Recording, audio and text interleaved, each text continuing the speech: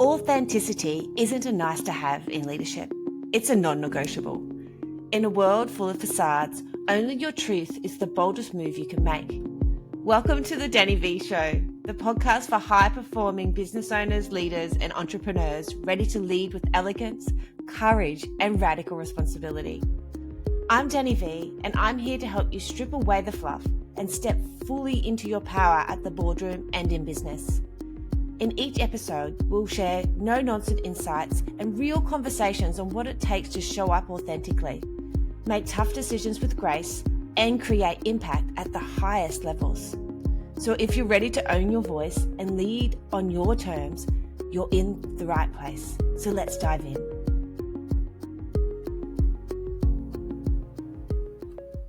Welcome back to the Danni Vee Show. I'm so excited to have you here this week as I've decided to release a new episode of the Danni Vee Show every single day to celebrate the end of June and yes, to also celebrate winning Coach of the Year.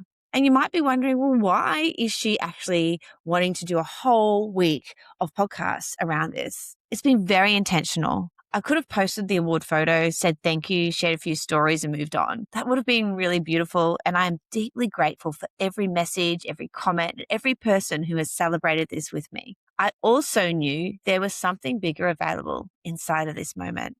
This is not only an award announcement to me. This is a marker. I have been coaching through different fields for my entire business journey for over 27 years. This is the kind of moment where I get to look at the woman I've been, the work I have built, the rooms I have held, the clients I have served, the stages I've stepped into, and the businesses I have grown. The seasons I have moved through, I've been calling this my Coach of the Year era. And I know that might sound a little dramatic, which honestly makes me love it even more. Just stay with me here, because I think we need more women willing to create a moment around their work, around their success, and around what they're really great at doing. We need more women willing to stop brushing past the evidence that they are fantastic and that they are valued and they need to value themselves. We need more women willing to celebrate what they have built without watering it down to make everyone else feel comfortable. Seriously, this is something that I've done every single day of my career, and now it's going to stop. I say that as someone who has spent years learning how to actually receive her own success. So it hasn't always been natural for me. I know it may surprise some people because from the outside, I can look really confident. I can stand on a stage, lead a room, coach powerful women, speak into leadership and performance, and hold conversations that go really, really deep. I can do all of that. And I've also had moments where I move straight past my wins. More often than not, I was already thinking about the next thing I needed to build or fix or launch or hold or become. That is the high achiever trap. You can be incredibly accomplished and still struggle to let the moment land. You can be deeply capable and still minimize what it took to get there. And then, just like me, you can have the award in your hands and still feel the old pattern rise up that says, don't make too much of this. I want to speak directly to that today because this is one of the reasons my work has become so focused on identity. I focus on identity, leadership, and presence, and most importantly, self-trust. The way a woman receives success tells me a lot about the identity she is living from. When she deflects every compliment, shrinks every achievement, and rushes past every single milestone, there is usually a part of her that still feels safer being useful than being seen. That was me. There's usually a part of her that has learned how to perform competence while staying disconnected from pride. How dare she actually show how amazing she is? There is usually a part of her that has built so much, carried so much, survived so much, and kept moving for so long that pausing to celebrate really felt unfamiliar and truly uncomfortable. I know that woman because I have been her. I've been her in so many seasons of my life. I've built businesses while raising children, navigating divorce, learning to trust love again, and moving through deep seasons of trauma, grief, and loss without letting them become the whole story. I'm there right now. I've held responsibility when I felt tired. I've backed myself when the roadmap was not neat. And what I mean by that is I've built versions of my life and work that other people only ever saw from the outside. I'm so proud of the woman behind it.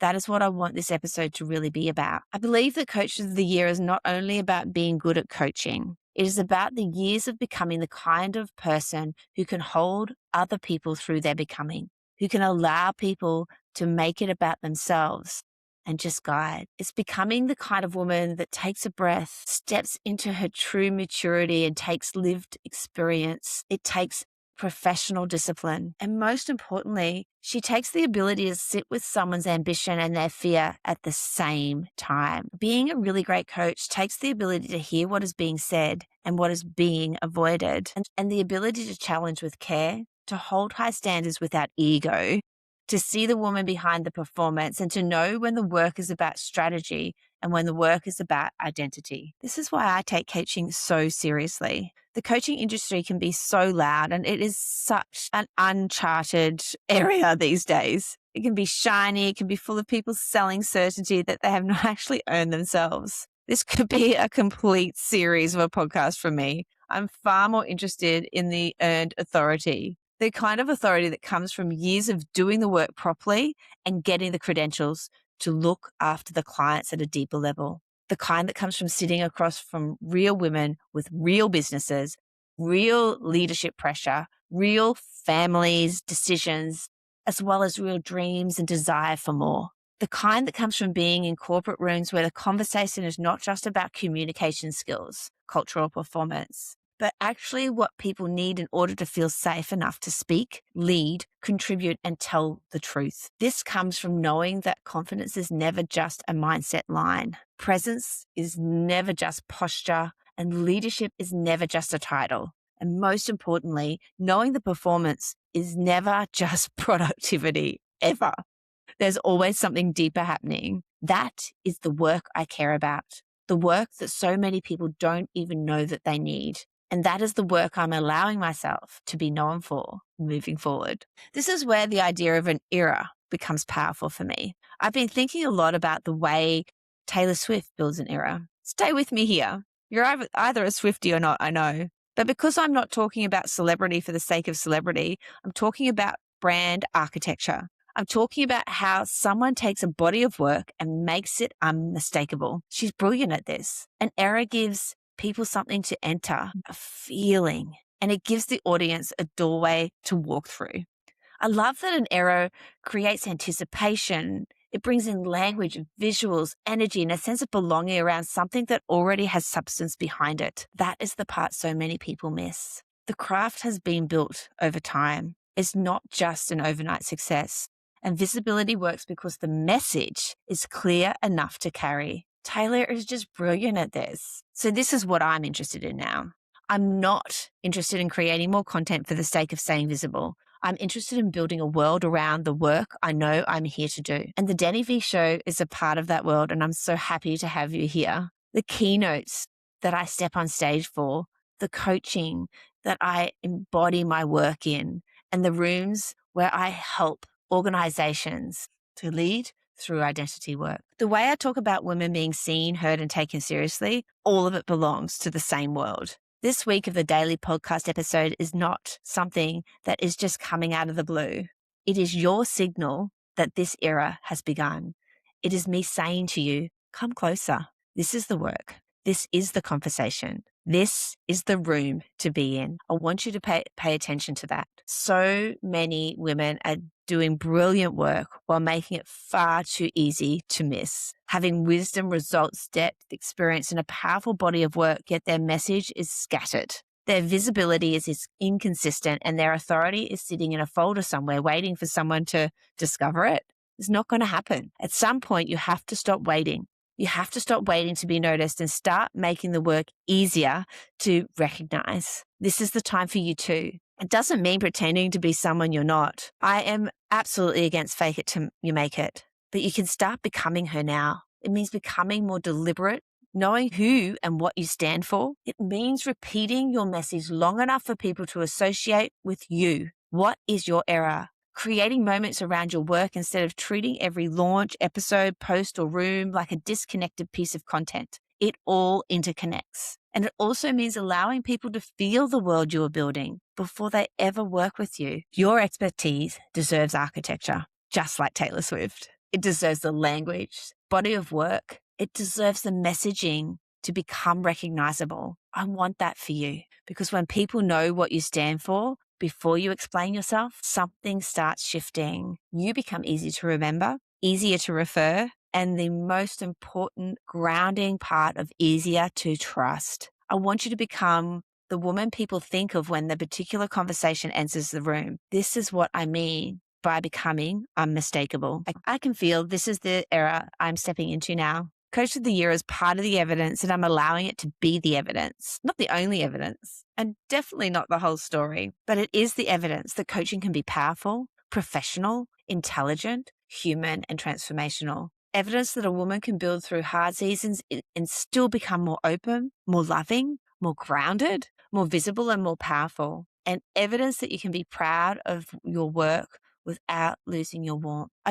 I don't want to teach women to become louder versions of themselves with no substance underneath. I want women to become clearer, steadier, more honest, and more willing to be seen in the fullness of who they are. Women who own their work change rooms, and they stop waiting for permission. She stops making herself hard to find and stops diluting her message. She begins to build from a different internal standard. So, if you're listening to this, I want you to think about your own work. Where have you been making your brilliance too easy to miss? Where have you been waiting for someone else to give you a reason to celebrate?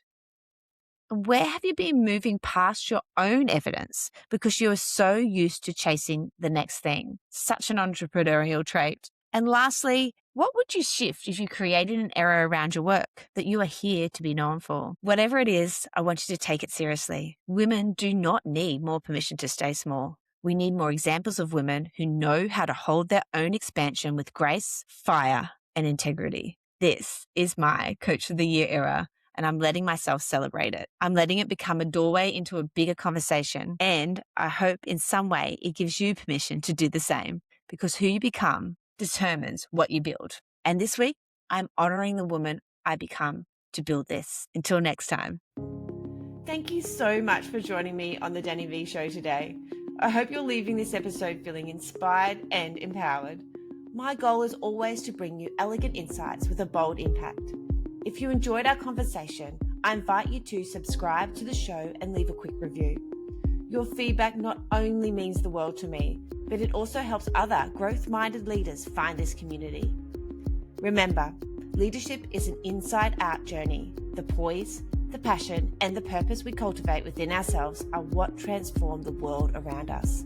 So until next time, stay true to your vision and keep leading with the unique mix of grace and strength. Stay radiant, stay resilient, and I'll be right here cheering you on. I can't wait to hang out with you again on the next episode of the Danni Vee Show.